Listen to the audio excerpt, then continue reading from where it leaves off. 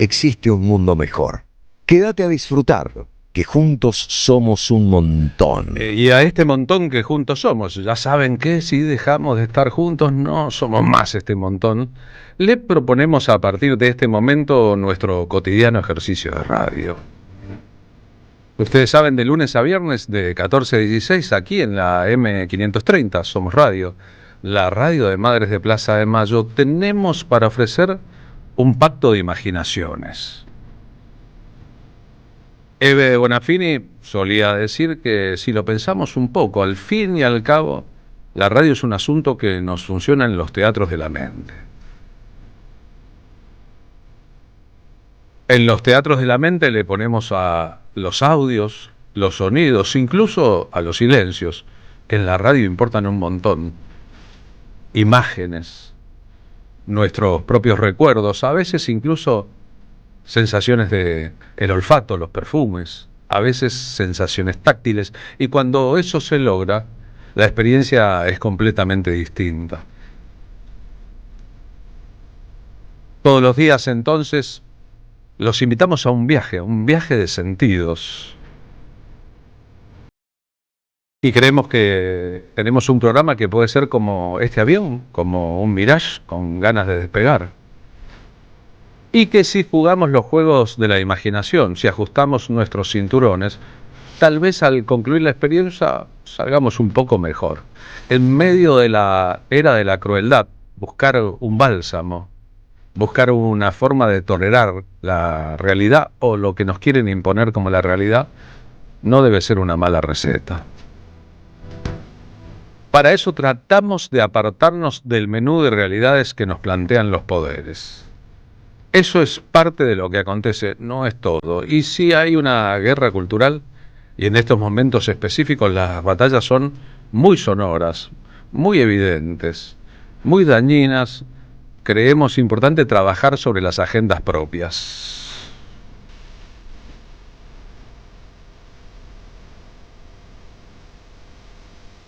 Para fortalecernos, para que nuestro ADN esté templado, porque eso importa mucho. Hay una vieja idea de un pensador nacional, de Arturo Jauretche, respecto a que los pueblos deprimidos nunca vencen, y por eso nos quieren así. Tristes, deprimidos, melancólicos, desunidos, separados, ensombrecidos, y en parte lo van logrando. Tenemos que resistir a esa tentación o a esa lógica de la época. Y una de las formas es la ternura, una de las formas es el abrazo, una de las formas es encontrar nuestros sentidos mínimos comunes, una de las formas es avanzar unidos y no dominados.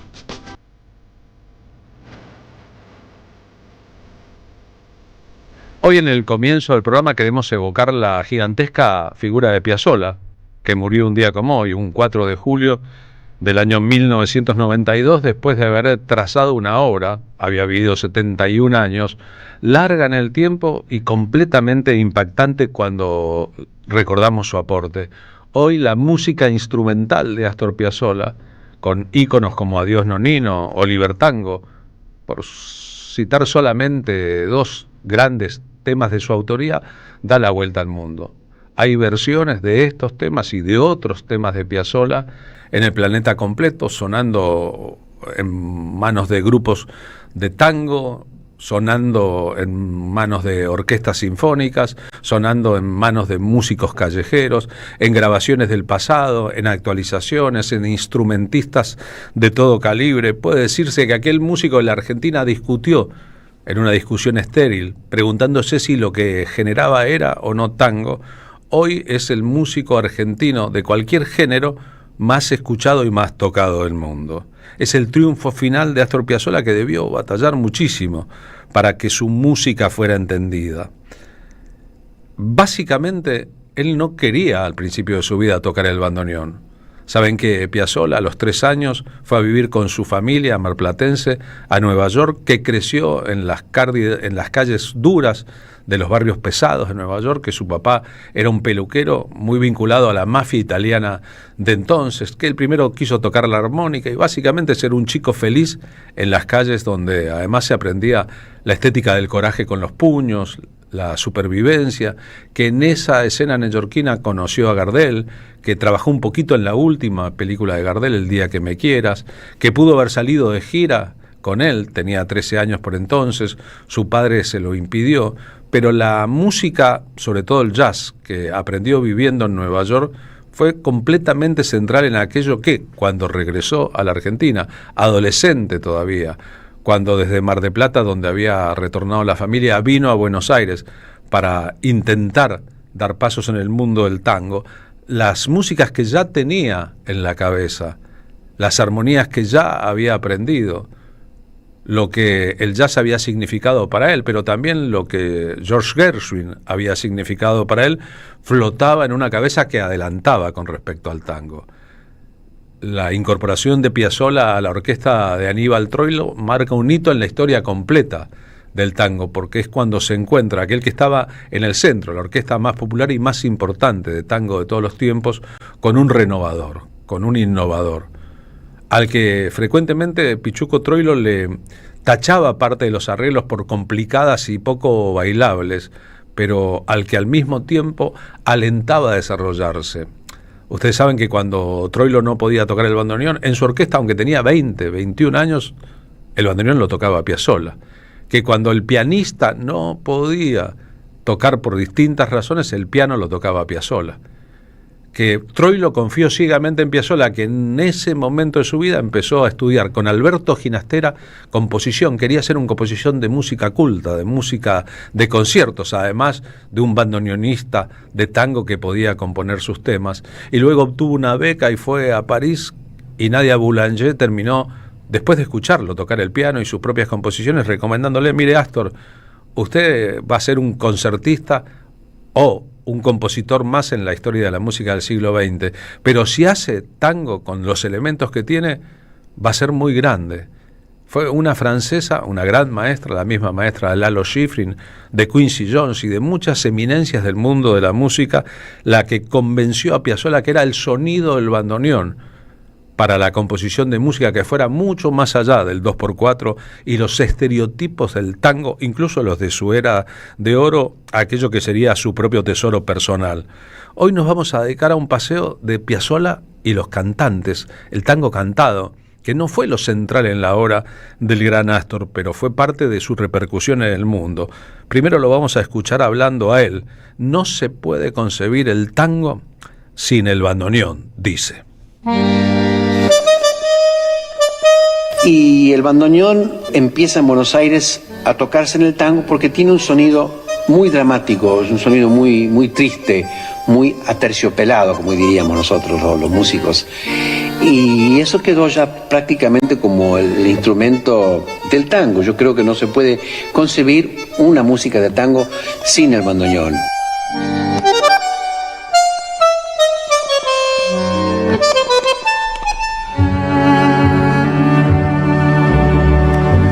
En los años 60, cuando la música del mundo estaba cambiando, también ocurriría luego en los años 70, pero en los 60, cuando la avanzada Beatles sobre el mundo, la avanzada del pop británico, cuando la música que escuchaba el planeta Tierra empezó a registrar obras distintas, cuando Brian Wilson con los Beach Boys cambió las armonías, Piazzolla pensó que era hora de que el tango también registrara ese afuera y se ayornara. Hizo dupla con Horacio Ferrer y junto a Horacio Ferrer empezó a escribir baladas de inspiración tanguera, canciones con destino comercial, completando además su distanciamiento de una escena que le reprochaba que lo suyo no era música bailable, que se tomaba el privilegio de hacer temas que duraban 7 u 8 minutos, que su ambición era ser un compositor de obras de largo aliento, la opereta María de Buenos Aires, obras inspiradas en Vivaldi como Las 4 estaciones porteñas, es decir, un aliento muy distinto al que estaba acostumbrado el tango. Con Balada para un loco, esta es la versión de Amelita Baltar, Piazzolla cumplió con aquello de incorporar la psicodelia de los 60 a la historia del tango, acompañado por un letrista ad hoc, Horacio Ferrer, uruguayo. Y con eso, para bronca de los que lo despreciaban y para beneficio de su cuenta corriente, vivir de lo que hacía había sido para él un problema toda la vida. La música de Astor Piazzolla, esta vertiente de Astor Piazzolla, supo del éxito con las masas.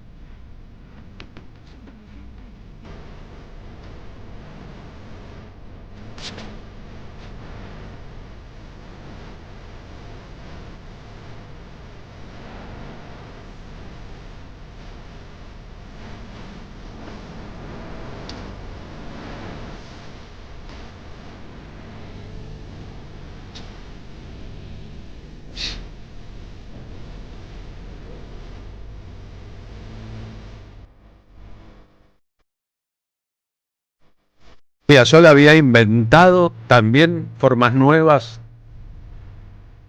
de relacionar el tango con las vanguardias estéticas, incluyendo ahí la moda. Tocaba de parado, no se vestía como los tangueros tradicionales, sino de una manera muy moderna. Incorporaba músicos de otros géneros, desde el principio otras sonoridades, la guitarra eléctrica, por ejemplo. Más adelante la batería, el bajo eléctrico, los sintetizadores, de tal manera de sentir que el tango evolucionaba en la medida en que él iba sumando elementos.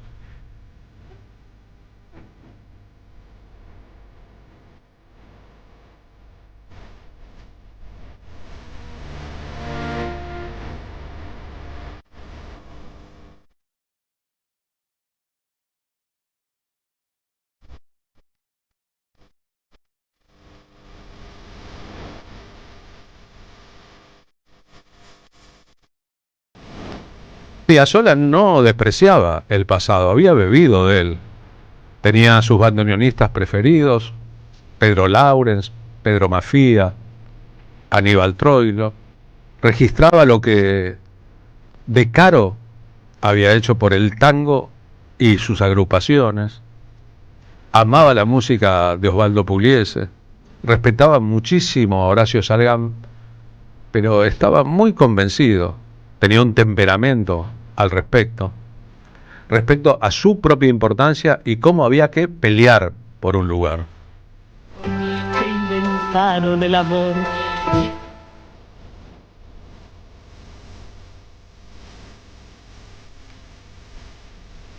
En muchos momentos se puso picante la cosa. Podríamos decir que había un tango anclado en el pasado, lo vamos a situar a la derecha de la historia, a ese tango anclado en el pasado, con sus cánones, sus fijaciones con lo bailable, su desprecio por los cantores, puestos más que nada como estribillistas, y un tango, lo vamos a poner a la izquierda, no son categorías políticas, tal vez sí un poco ideológicas, en que se celebraba la diferencia, la evolución, se salía del canon de los 3 minutos para bailar o las canciones que van a sonar en la radio en el tiempo en que la radio quiere, y se avanzaba hacia música de conciertos, hacia la relación con el jazz y después con el rock progresivo. Eso es importante también.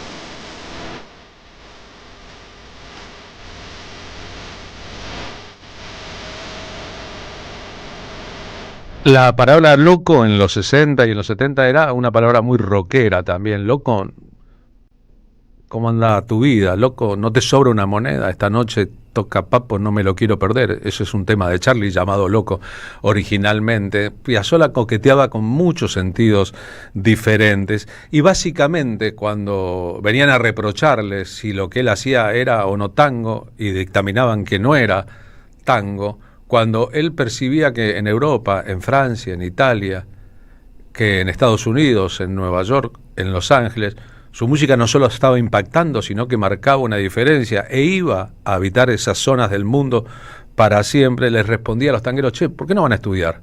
¿Por qué no estudian un poco? ¿Por qué no dejan de tocar de oído, tocar lo mismo de siempre? Y provocaba como los músicos de jazz de las nuevas generaciones, que estudian y después hablan y tocan. Y el tango de vanguardia es lo actual, lo que hacemos, lo que pensamos en el siglo XX, lo que pensamos en el año 1960, todo lo que se hace hoy en día creo que es de vanguardia. Y no, en fin, una palabra que yo quisiera decir, especialmente para los músicos de tango, la gente joven, que tomen como ejemplo que lo que hacen los músicos de jazz moderno en Estados Unidos, que el 100% de los músicos americanos, especialmente los actuales, los que hacen jazz moderno, como he dicho, son músicos que han egresado de conservatorios, son todos, el que no es concertista de piano, ha estudiado instrumentación con Darío Milhaud, o con Schoenberg, o con Stravinsky, y todos tienen una cultura musical maravillosa. Y eso es lo que realmente, que noto yo en este país, que la mayoría de los músicos del tango no hacen. No toman la música en serio y de esa manera nunca se puede hacer música buena, porque para hacer música buena hay que estudiar música seriamente. Para hacer música buena hay que estudiar música seriamente, decía Piazzolla. En la década del 70 se tentaría mucho con Spinetta, con Charly García, con Alas, con Crucis, con el rock progresivo, y cambiaría su banda, haría un octeto electrónico. Hoy uno de sus grupos más celebrados y más revisitados por otros. Hace ahora 60 años, en la mitad de la década anterior, Piazzolla cedió a la tentación de hacer un disco musicalizando a Jorge Luis Borges, Las Milongas de Borges. Este es el tema más famoso de ese trabajo, con la increíble voz de Edmundo Rivero. Aquí sí podría decirse la frase de Gatica Perón: dos potencias se saludan. Tal vez el mayor escritor argentino de todos los tiempos, Borges; tal vez el mayor compositor de música popular de todos los tiempos, Piazzolla. Pero Argentina también no terminó bien.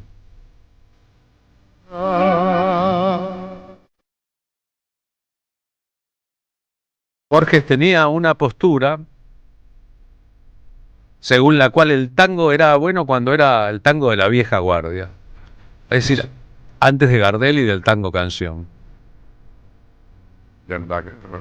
En su oído el tango era el tango prostibulario, el orillero, el de fines del siglo XIX y los comienzos del siglo XX. ¿Se imaginan esa sensación de que lo mejor está en el pasado, como le pegaba a Piazzolla, un renovador, un revolucionario?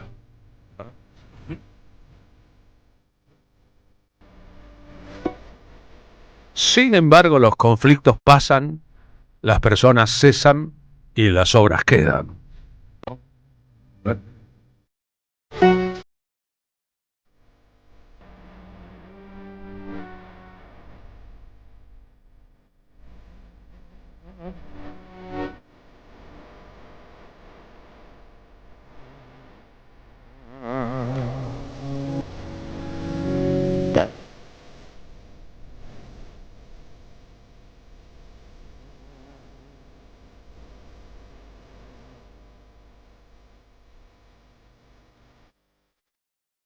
De los años de Piazzolla en Nueva York, los del encuentro con Carlos Gardel, que son los últimos meses de la vida del gran cantor, son completamente centrales.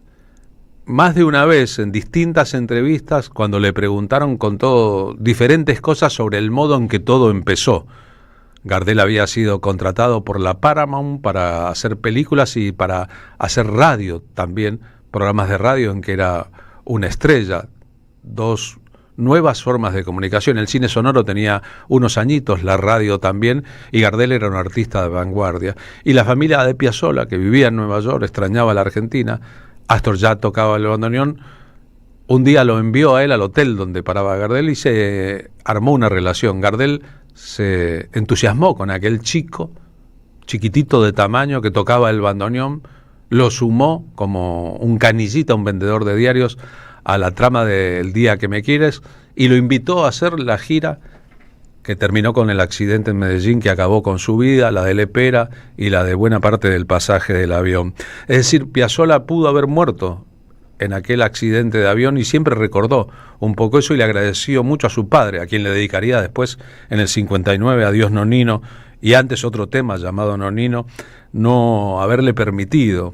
El criterio del padre es chico, no puede salir de gira con los músicos grandes, le queda aprender todavía a tocar el bandoneón. No es que lo quería peluquero como él, es que confiaba ciegamente en el talento de su hijo, pero le impidió esa gira y por suerte el impedimento paternal le salvó la vida a Piazzolla, nada más y nada menos. Aquí una de las versiones que él dio sobre cómo conoció Piazzolla adolescente, aunque parecía más chiquito de lo que era porque tenía un déficit de crecimiento en ese momento, y cómo le resultó trabajar con él. A Gardel le vino fenómeno un pibe que hablaba bien inglés, porque lo acompañó durante muchas salidas a comprar en los grandes negocios, sobre todo de la Quinta Avenida. Mi papá tallaba en madera, hacía así como un divertimento, los sábados y domingos no descansaba, tallaba, hacía unos gauchos tocando la guitarra y otros tocando el bandoneón. Hizo un gaucho tocando la guitarra, lo talló un grande así, yo se lo llevé a Gardel, a los departamentos, no lo conocía Gardel por supuesto, mi papá tampoco, y simplemente averigüé por Tucci, fui al hotel, unos departamentos, no el hotel, el departamento Bellas Artes en la calle 48 en Nueva York, el piso 18, y entro en el hotel y entraba un señor pelado, alto, con 2 botellas de leche en la mano. Yo le digo, please, 18th floor, y el otro nada. Por favor, yo hablaba muy mal español, además, te digo. Dice, usted ir, parecía Tarzano, usted ir piso 18, ¿no? Una cosa así. Era Alberto Castellano. Entonces cuando dice, uy, me olvidé la llave, no puedo entrar.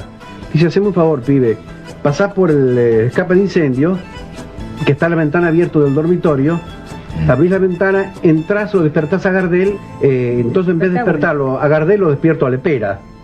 Eran 2 que estaban durmiendo, entonces el otro tenía muy mal humor además, todo conocido y reconocido por todos que tenía muy mal humor. Entonces entro y lo despierto a Lepera, no me moleste, vaya, que es una cosa así. Qué barbaridad este Gardel.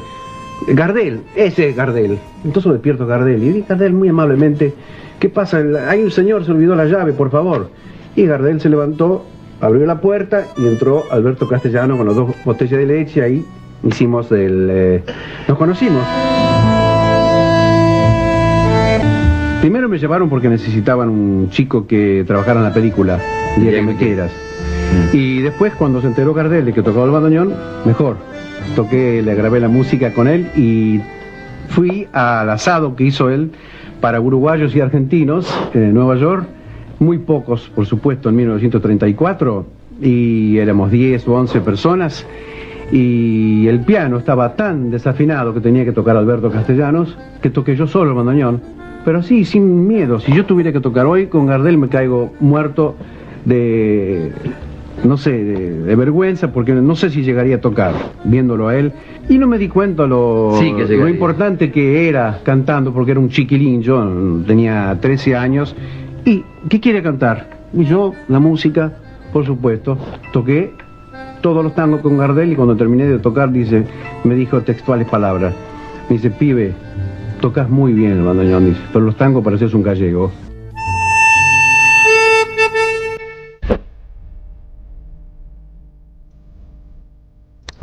Hacer una música diferente. El problema es que en Argentina todo se puede cambiar menos el tango.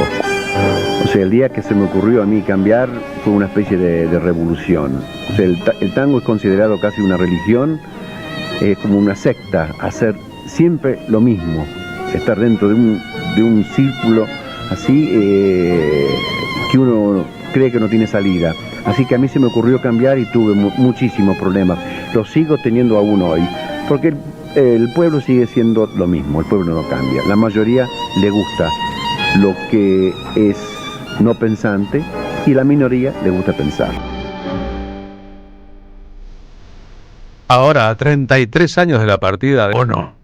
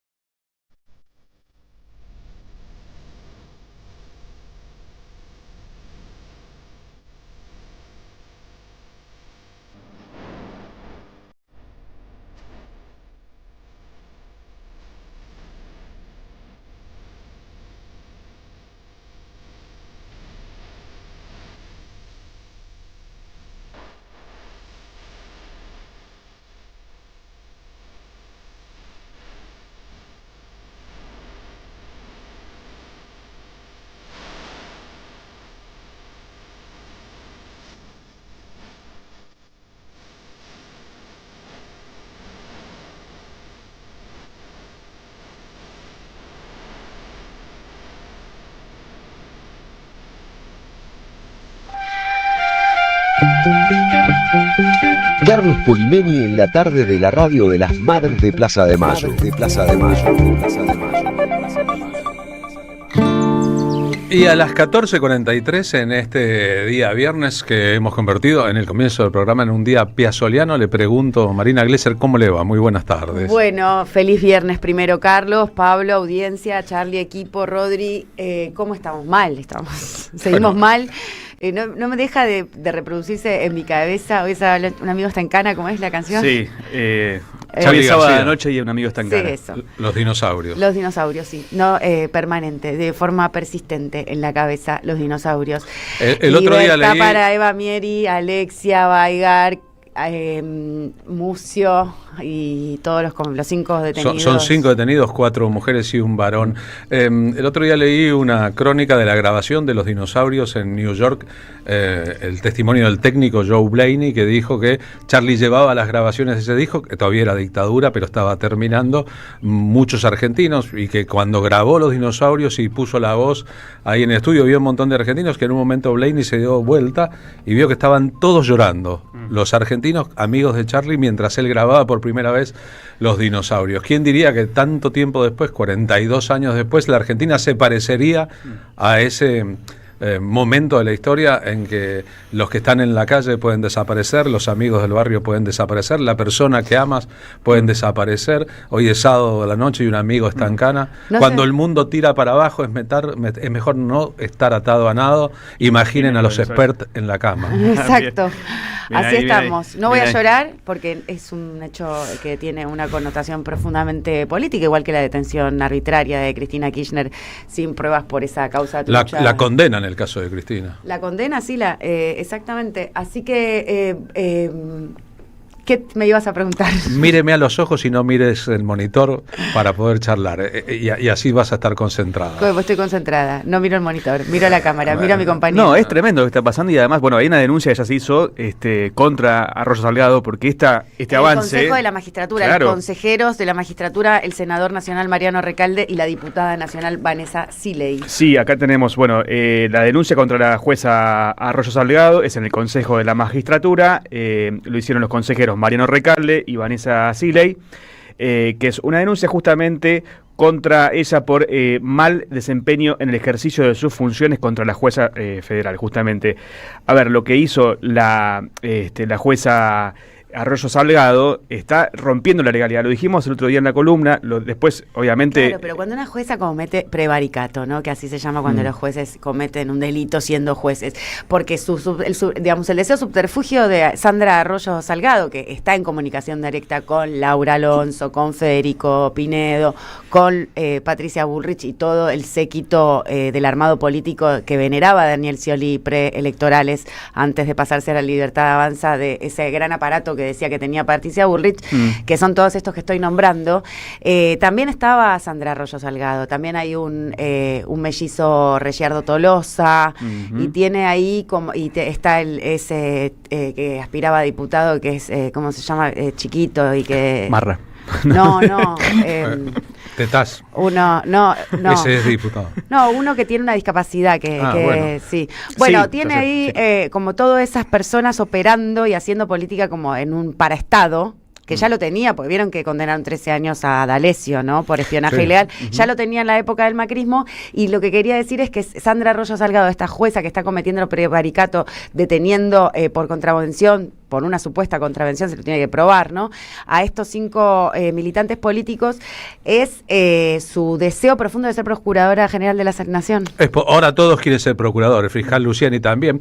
Yo creo que no hay que confundir las piezas con el mecanismo, ¿no? Todas estas personalidades que mencionamos son piezas distintas de un mecanismo mucho más grande. Porque Sí, se de un trata, aparato político, decís. sí, un aparato de poder, digamos, político, judicial y mediático, mucho más grande. Entonces estas son piezas, uno puede ir atrás por la pieza, uno puede pensar que esta situación va a evolucionar, etcétera, etcétera.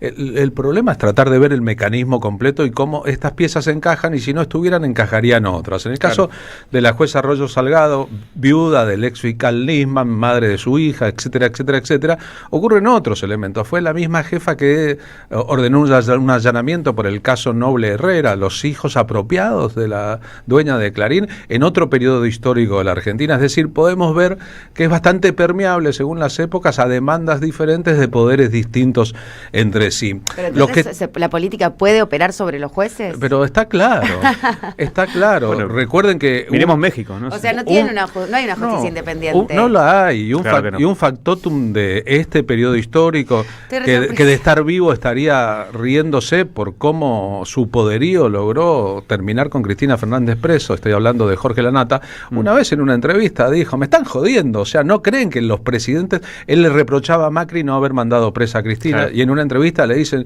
pero ¿cómo? Si el presidente no tiene incidencia sobre el Poder Judicial. Y Lanata dice: dejen de joder, en serio, hablemos en serio, porque si no, hablamos una cosa que no conocemos. Sí tiene incidencias. Entonces acá es el Infidencias mecanismo. también. También infidencia. El lado escondido tiene muchas infidencias. Yo digo, también Javier Milei es una pieza, también Mauricio Claro. Macri es una pieza, también es una pieza Daniel Scioli, ya que lo mencionaste, también Sergio Massa es una Y pieza de Pepín un Simón, dispositivo de que poder. también está por ahí polulando libre y absuelto. Releamos el texto del tuit de ayer, el largo tuit de Cristina Sí. Fernández de Kirchner, después de su encuentro con Lula. La descripción de esta como una democracia de muy baja intensidad, una dictadura latente con un plan económico al mismo tiempo, que además tiene que ofrendarle a la sociedad bocados de cardenal como son camporistas presos, Cristina Fernández de Kirchner presa, Alberto Fernández procesado por hechos que tienen que ver con violencia intrafamiliar y también por una estafa como presidente de la Nación en el caso de los seguros. Es como el plan, el cuadro que quieren mostrar, sobre todo aquellos que creen que los negocios internacionales, que Elon Musk se quede con el litio, que el Fondo Monetario siga cobrando intereses por los préstamos que concede su propio ministro de Economía en la Argentina, progrese y no se encuentre con los obstáculos con que se encuentra en México, donde gobierna la izquierda, en Brasil, donde gobierna Lula, etcétera, etcétera, etcétera. Nos vamos al móvil 1, Martín Suárez, en línea, el móvil 1 de la M530. Este viernes, ¿por dónde, Martín?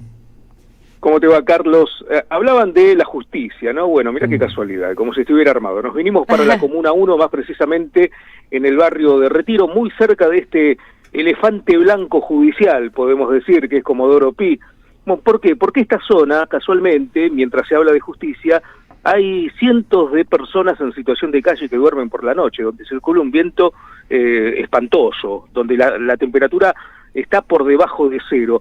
Y vos sabés que casualmente el jueves de la semana pasada, Carlos, comenzó el tercer censo popular de personas en situación de calle, que está realizado por varias organizaciones sociales, entre las que se encuentran, por ejemplo, las más reconocidas, Proyecto 7, el Movimiento Popular La Dignidad, también está Irrompibles, el CELS, ASIG, entre otras agrupaciones que son bastantes. Había más de 700 personas, entre 400 voluntarios y diferentes organizaciones que salieron a censar a esas personas en situación de calle. Si bien los datos se están relevando en este momento y se van a informar el lunes próximo a las 6 de la tarde en conferencia de prensa, ya están adelantando de que van a ser alarmantes, que puede ser mucho peor que la última vez del censo popular. Un ejemplo concreto justamente se da en este barrio, en esta comuna, en la Comuna 1.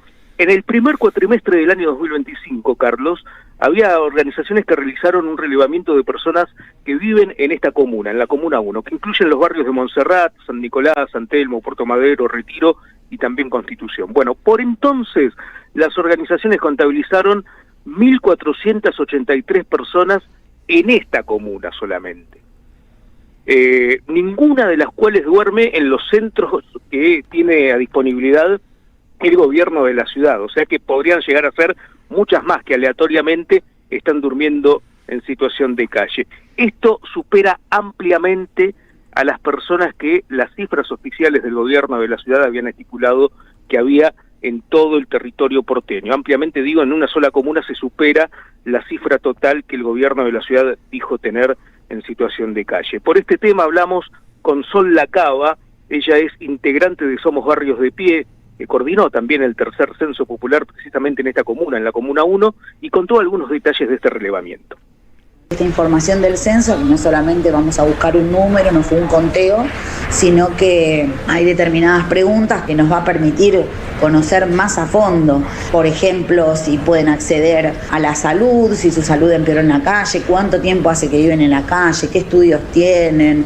Muchas preguntas que nos dan una información muy valiosa. Pensamos que los problemas se pueden abordar conociendo la realidad. El gobierno de la ciudad hizo un censo hace mes y medio donde dice que hay 1.300 personas viviendo en situación de calle. Y por lo pronto yo, que estuve coordinando lo que fue la zona 1 con otra organización, la Comuna 1, por lo que vemos eso solo está en la Comuna 1. Ese número, 1.300 personas por lo menos es lo que hay en la Comuna 1 nada más, no en toda la ciudad de Buenos Aires. Temas recurrentes, ¿no? Que todos los años tenemos que volver a hablar, que no hay una solución. Ya realmente es agotador para quienes trabajamos de dar simplemente información, datos oficiales al respecto. Es por eso que cuando a mí me preguntan si creo en los visionarios, les digo que no. Creo en la mediocridad del humano, porque siempre estamos repitiendo los mismos temas. Entonces cuando te aparece alguien con una solución, te está hablando de algo histórico, que pasó hace 50 años y que está volviendo a pasar ahora, en este momento, ¿no? ¿Cómo puede ser que haya gente durmiendo en la calle? ¿Cómo puede ser que un gobierno, el gobierno más rico de la República Argentina, como es el de la ciudad de Buenos Aires, no dé una solución definitiva, viviendas sociales, resguardo como la gente, y tenga esas políticas necesarias, ¿no? Para definitivamente terminar con esta crueldad, que es que una persona duerma a la intemperie con estas bajas temperaturas? Tal vez la respuesta al interrogante, Martín, es el modelo. es el sistema. Sí, claro. Cuando hay una decisión política. hay una decisión, digamos, estratégica del capitalismo, también de sacar a los pobres de la escena donde todo el mundo mira y acumularlos donde la gente no mira. Cualquiera puede ver, si busca un poco, en los alrededores de Los Ángeles, donde sobra el dinero, o en los alrededores de Nueva York, donde están los pobres del sistema estadounidense, no solo los homeless evidentes, los que viven debajo de los puentes, en las calles oscuras, las víctimas de las sustancias tóxicas que Estados Unidos dice que no produce, pero que importa y preconiza a través de su industria de la comunicación, y eso en el país que no debería tener problemas de tesoro, como Estados Unidos, ocurre todo el tiempo. Los desplazados del sistema, los que se quedan afuera, los que no están en las fotos de los turistas en Manhattan ni en Beverly Hills, pero están en la realidad que cualquier estadounidense conoce, y que además son el espejo roto en que se mira la clase media cuando se siente en peligro. Va a hacer cualquier cosa por no ser uno más de los que se cayeron del sistema. Así se llama técnicamente, los caídos del sistema. Los que al sistema ya no les importa son los descartados. Entonces el asunto es el sistema. Le pedimos al sistema que no haga lo que el sistema quiere hacer y va a seguir haciendo mientras no logremos cambiarlo. Gracias, Martín. A vos, Carlos, buen fin de semana, compañeros. Abrazo grande para vos. Más adelante, Marina Glesser, en el programa. Vamos a hablar del Festival Entrá. Es el Encuentro Nacional de Teatro en Resistencia Activa. Es un festival que se genera a partir del desmantelamiento de las políticas culturales del actual gobierno, o sea, responsable Javier Milei, Toto Caputo, del jueves 3, o sea, desde ayer, hasta el miércoles 9 de julio, que se realizará en todo el país. Claramente es un festival con una gran perspectiva federal. Hay más de 380 obras. Es un encuentro federal, independiente, autogestivo y sin fines de lucro. Es en defensa del Instituto Nacional del Teatro, pero también de las políticas públicas que supimos construir a lo largo de estos 41 años de democracia. Y como cierre el festival, el miércoles 9 se va a realizar asambleas abiertas en todas las provincias para elaborar en forma colectiva un documento federal que exprese posicionamientos, propuestas ante la emergencia cultural, que es muy, muy grande. ¿Por qué la decisión de un festival a la gorra? Nos va a estar contando esto nuestra compañera actriz y productora de la compañía Besa, Eva Palotini, porque va a garantizar este festival la accesibilidad del público en un contexto de crisis como el que estamos, por más que hay negacionistas de la crisis claramente, y pone valor en el trabajo cultural como actividad profesional que mantiene muchas economías argentinas.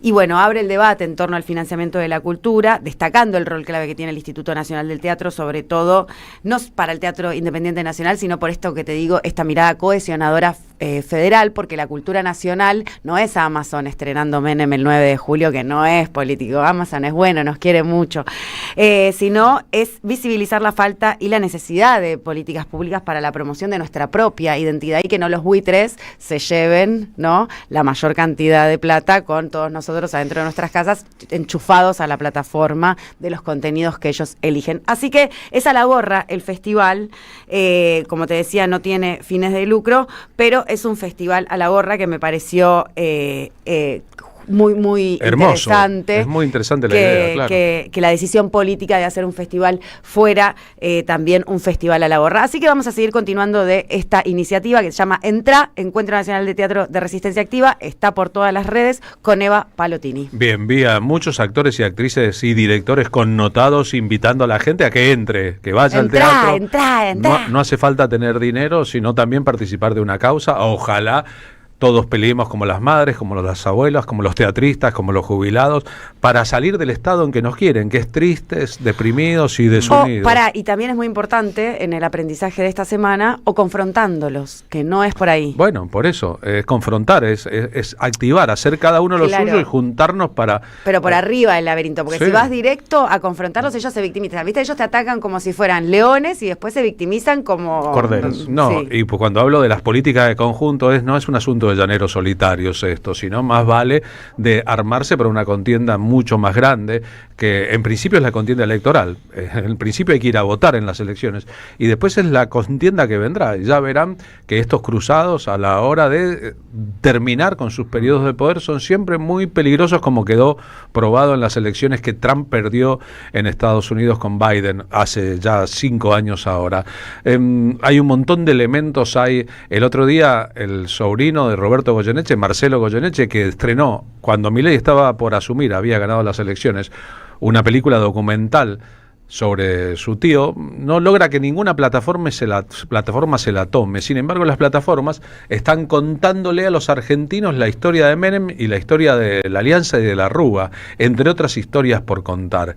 Y cuando uno mira, cuando ve el producto, como cuando uno ve El Eternauta, se da cuenta cuánto pesa la mirada exterior, cómo están pensadas esas producciones para 199 países y no para uno, y cuánto se pierde, pese al talento argentino a la hora de hacerlo, cuando la narración sobre nosotros mismos es contada desde afuera o con una perspectiva y una curaduría exterior. Más adelante, señor Pablo Hacker, en el programa. Bueno, voy a contar, pero antes, con todo esto que estamos conversando, recomiendo, vayan al YouTube y busquen la entrevista a Luis Serrans, jefe de prensa muchos años de Madres, que habla justamente de este tema. Él contaba, muy brevemente voy a decir, la diferencia que Eve siempre le decía entre lo que puede ser la política, que a veces trabaja con lo posible, siempre trabaja con lo posible, forzándolo, y finalmente los pueblos son los que empujan lo imposible. Exacto. Entonces, eso me parece interesante para cerrar, o dar mi aporte a esta idea. Suma mucho a la idea de lo que yo estaba expresando, eso, con representaciones individuales y representaciones colectivas, que es lo que rendí ayer.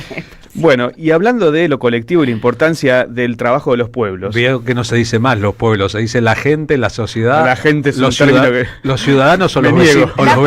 Me niego a decir la gente. Yo también me niego a la gente. gente. Hay tesis escritas al respecto. Pero claro, la plebe. Vos lo sabés bien. A nosotros nos gusta la palabra pueblo, está claro, pero digo, cómo se ha inventado una sinonimia para no decir pueblo. La gente dice, compatriotas. La gente dice que... No, bueno, compatriotas. Vamos a hablar con un ingeniero, Marcelo Pagnola, ingeniero de la Facultad de Ingeniería, doctor en Ingeniería, que va a participar, porque la Universidad de Buenos Aires y particularmente la Facultad de Ingeniería es muy, muy importante en el mundo, va a participar de la misión Artemis II de la NASA para orbitar la Luna. Así que el estudio argentino universitario gratuito que quieren destruir lleva satélites y colabora con la NASA en las cosas más increíbles a nivel tecnológico. Tenemos que ingeniarnos para, en esta época, encontrar todas las formas posibles de resistencia. Auspician La Tarde con Carlos Polimeni. El destino de tus vacaciones está en Turismo Cabal. Viví los momentos que querés, con viajes armados a tu medida, con las mejores ofertas y los paquetes que buscas, con más de 35 años de experiencia. Entra en www.turismocabal.com.ar y encontrá las vacaciones que necesitas. Turismo Cabal, seguridad en viajes. Destinada a la cartera de consumo. Más información en www.turismocabal.tour.ar. La Municipalidad de Pehuajó sigue inaugurando obras en 2023. Cierre del primer basural a cielo abierto de la provincia de Buenos Aires. Nuevo complejo ambiental. Jardín 919. Centro de Atención Temprana Dr. Ferreira. Complejo cultural. Nueva guardia del hospital. Más de nuevas 200 viviendas. Pehuajó. Gestión Pablo Javier Zurro. Bienvenidos a la desinteligencia artificial. Desinteligencia artificial con Adrián Stoppelman entradas por Passlight. Atención, gente de Claypole. El sábado 5 voy a estar por ahí. ¿Dónde? En la casa Claypole de Rodolfo Colliet 1021, haciendo desinteligencia artificial. En la era de la locura, la crueldad y el desquicio, 90 minutos de humor para aliviar la realidad. Sábado 5, la casa Claypole. Te espero, porque la resistencia también se hace con humor. Desinteligencia artificial con Adrián Stoppelman. Entradas por Passlight. La ley 27.675 amplió los derechos de las personas con VIH, hepatitis virales, infecciones de transmisión sexual y tuberculosis, garantizando respuesta integral que incluye prevención, diagnóstico y tratamiento, prohibición de pruebas de VIH en el trabajo, jubilación especial y pensión según requisitos, y leche gratuita por 18 meses para bebés de personas con VIH. El primer paso para defender nuestros derechos es conocerlos. Por una Argentina inclusiva, un proyecto de alcance nacional realizado por Amar Córdoba, Fundación por una Sociedad Empoderada de Lanús, Fundación Rumbos de Ramallo, Redes Nuevas Fronteras de Mendoza y Red de Personas Viviendo con VIH de Mar del Plata. Alimentos cooperativos. Producción y comercialización de productos cooperativos y de agricultura familiar. Envíos a todo el país. Por pedido, envía tu mensaje al 11 34 31 2928. Seguinos en Instagram como @alimentoscooperativos. En 2025 vení a los talleres de Lecuni. Música, actuación, coro, tangos, cuentos, teatro, percusión y mucho más para compartir en familia. Acordate, en 2025 los talleres de Lecuni te están esperando. Informes e inscripción, informes.ecuni@gmail.com y seguinos en Facebook, Espacio Cultural Nuestros Hijos, y en Instagram, @ecuni. Necesitamos la energía para vivir. Aprendamos a cuidarla. Ingresá en edenor.com/consumo. Seguí nuestros consejos para disminuir tu consumo y ahorrar en tu factura. Seamos conscientes. Valoremos la energía. Edenor, 30 años de energía argentina en evolución. AM530 Somos Radio. Buscamos la verdad siempre. Dios y la patria. ¿Andarán muy ocupados en otras cosas?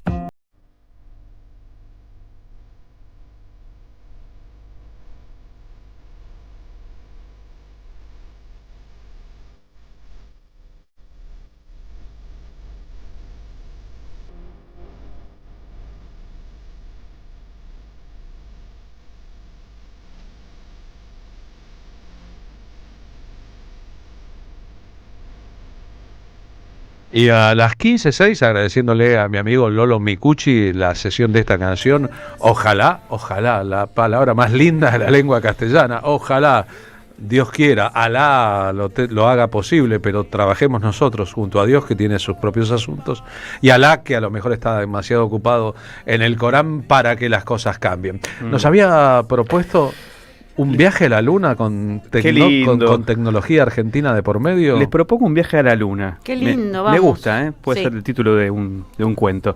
Sí, porque hay varios, se va a ir a la luna. La NASA tiene una misión Artemis 2 que es para abril del 2026, y en esa misión hay argentinos. Uno de ellos, el director de la planta piloto de materiales magnéticos, es el doctor ingeniero Marcelo Pagnola, que está en línea por Zoom con nosotros. ¿Qué tal? ¿Cómo estás, Marcelo? Muy buenas tardes, muy bien. Gracias. Ahí estamos, te vemos. Bueno, ahí te vemos. Teníamos dudas con el retorno. ¿Nos escuchás bien, no? Sí, escucho. Bueno, genial. Marcelo, contame un poquito, porque es complejo de decirlo, pero la Facultad de Ingeniería de la UBA está participando de la misión Artemis 2 de la NASA. Estamos viendo en imágenes, para quienes siguen en YouTube, a los radioescuchas les contamos que estamos mostrando contame qué es exactamente esa publicación que tienen en Twitter, donde muestran lo que está trabajando la Facultad de Ingeniería para mandar en esta misión. Sí, básicamente nosotros trabajamos en el departamento asistiendo a la parte, al laboratorio de informática y al laboratorio de electrónica. Lo nuestro, desde el departamento de física, constituye una parte del maquinado especial de un módulo de satélite, del microsatélite. Ese módulo que estamos desarrollando, junto con otras facultades a nivel nacional, forma parte, como vos dijiste, de la misión Artemis, particularmente del microsatélite Atenea. Atenea es un proyecto por el cual firmó la CONAE con la NASA un convenio de colaboración, y nosotros estamos participando dentro de un módulo, ese satélite. Ese satélite va a ser lanzado en el año que viene por la misión Artemis 2, y bueno, el cohete Orión lo va a lanzar. Básicamente el microsatélite lo que hace es varias cuestiones, no para posicionar, como ustedes saben, las cosas existe el GPS que tenemos en los celulares. Sí. Esas señales de GPS tienen coordenadas. Bueno, parte de la misión de Artemis es recolectar posiciones para GPS de distintas cosas e informarlas. También tiene como misión probar dispositivos optoelectrónicos desarrollados por otras facultades. Ajá. Y conectar distintos sensores, microsensores que están midiendo algunas cuestiones. Y contame cómo es la misión. O sea, se lanza un cohete a la Luna, ¿es correcto esto? Y cómo se traslada, por ejemplo, este microsatélite, porque para mí es complejo de entenderlo. A ver si me lo puedes explicar bien sencillo. Es una misión, nosotros formamos parte, la CONAE forma parte, en realidad nosotros formamos parte de un módulo que tiene el microsatélite que va a lanzar la CONAE. Dentro de ese módulo, el módulo tiene una importancia primordial para nosotros porque es la primera participación que la facultad hace en misiones de este tipo. No como la Universidad de La Plata y la Universidad de San Martín, que ya vienen participando en misiones anteriores, pero la nuestra es la primera participación. Bien, es el debut, digamos, de la Facultad de Ingeniería de la UBA en este tipo de misiones, sería. Exactamente. Bien. Además de la CONAE, que es la Comisión Nacional de Actividades Espaciales de nuestro país, está también la homóloga de Alemania, de Corea del Sur y de Arabia Saudí trabajando en esta misión. Distintas partes de ese microsatélite y distintos módulos están siendo efectuados por estas contrapartes, ¿no? Nosotros participamos en una parte de esa misión. La misión, como es sabido, la maneja la NASA a través de la... Exactamente. Es interesante que es la segunda misión Artemis, la primera fue no tripulada, esta segunda es una misión a la Luna tripulada, y que el objetivo final, obviamente estas son políticas que se establecen a largo plazo, es que la Luna sirva como plataforma de un intento por llegar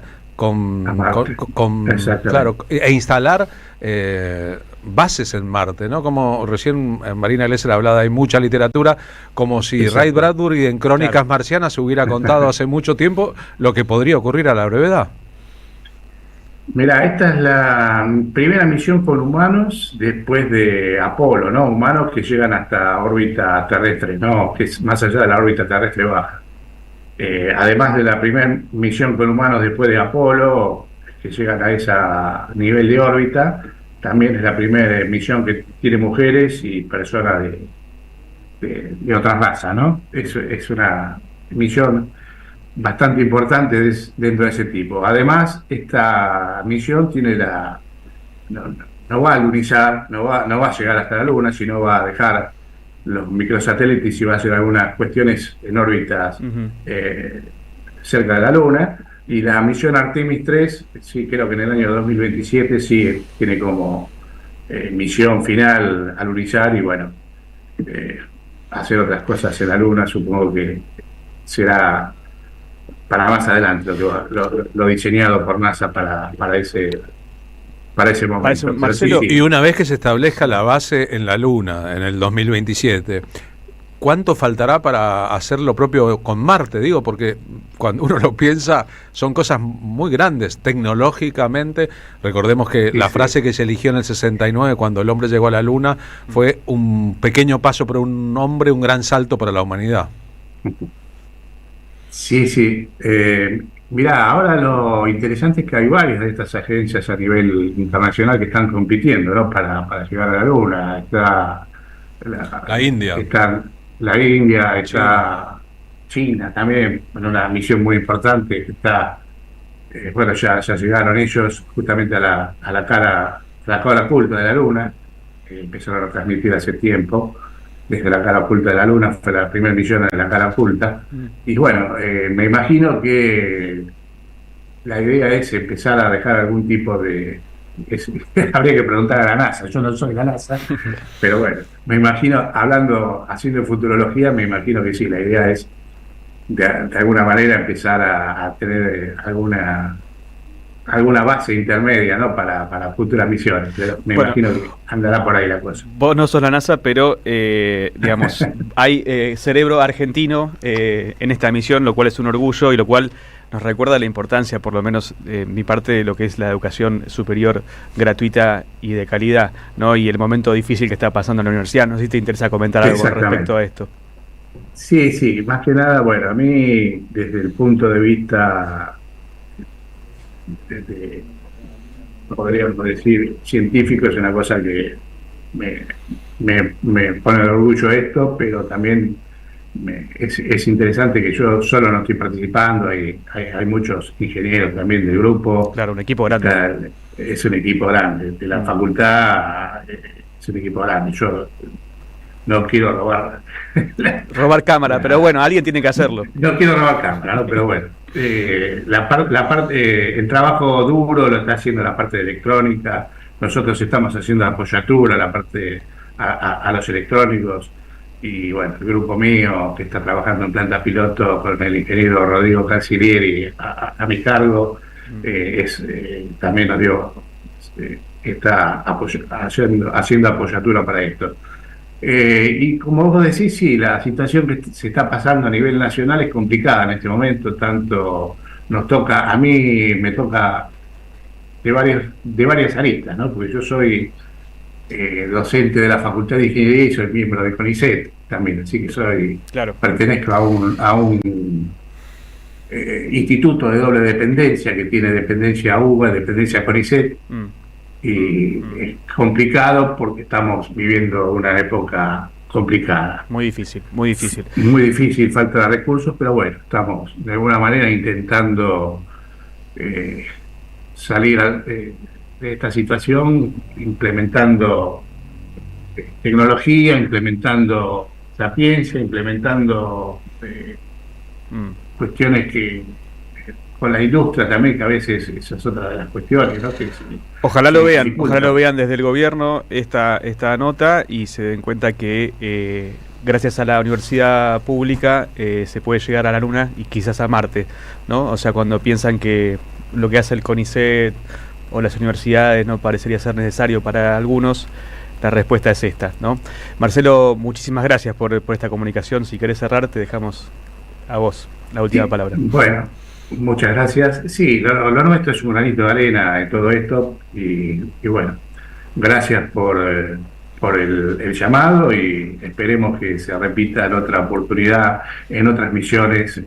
Vamos a estar a la expectativa además de brindar otros servicios, ¿no? Porque otra de las cuestiones que podemos hacer, además de la apoyatura desde el punto de vista de la mecánica y de la física a estos aportes, es también desde los materiales, ¿no? Porque nosotros también nos dedicamos a investigación, hacemos materiales específicos, sensores, podemos hacer un montón de cosas para estas misiones e inclusive podemos estudiar materiales traídos desde afuera, ¿no? Y bueno, muy bien, Marcelo. Bueno, vamos a hablar nuevamente y cuando estemos prontos al lanzamiento, obviamente volvemos a hablar, que vamos a estar muy atentos. Muchas gracias por esta comunicación. Gracias.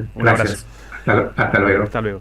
En 2003, un año bastante connotado en la historia argentina, uno de nuestros grandes cineastas, Fernando Spinner, estrenó una película que se llamaba Adiós, querida Luna. A lo mejor algunos la recordarán, era una novela original de Sergio Vicio, que interpretaron un grupo muy importante de actores y muy queridos todos: Alejandro Urdapilleta, Alejandra Fleschner, el negro Horacio Fontova, si no me equivoco, estoy recordando de memoria, que contaba la historia de la primera misión argentina a la Luna, una nave espacial que, porque había acá un cambio político, quedaba varada. Trunca.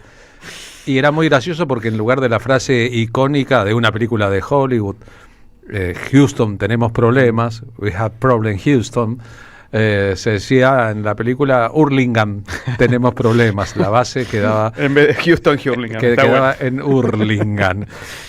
Pero, ¿por qué estoy recordando esto? Porque la presentación de esa película en el Festival de Cine de Mar del Plata, en una edición que rendía tributo a Pino Solanas, combinaba sobre el escenario del Teatro Auditorio de Mar del Plata. Yo era el guionista de los actos en el Festival de Mar del Plata, entonces tenía que ver con la organización de aquello. El presidente de la Nación, Néstor Kirchner, estamos compartiendo ahora el afiche de aquella película, la primera dama de entonces, Cristina Fernández de Kirchner, el gobernador de la provincia de Buenos Aires, Felipe Solá, el jefe de gabinete, Alberto Fernández. Escuchan más o menos lo que estoy narrando, digamos, claro. Toda una clase política, una dinastía política, junto a Pino Solanas en el escenario. Pero ocurrió que Spinner y los productores de su película habían pensado también una producción en que pusieron un astronauta gigantesco a recibir a la gente en el teatro en Mar del Plata, etcétera.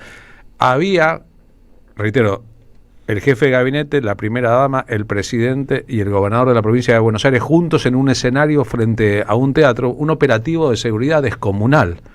Se habían combinado seguridades, pero saben, la seguridad se activa mucho cuando un presidente está fuera de su zona ceremonial, de su zona de comodidad.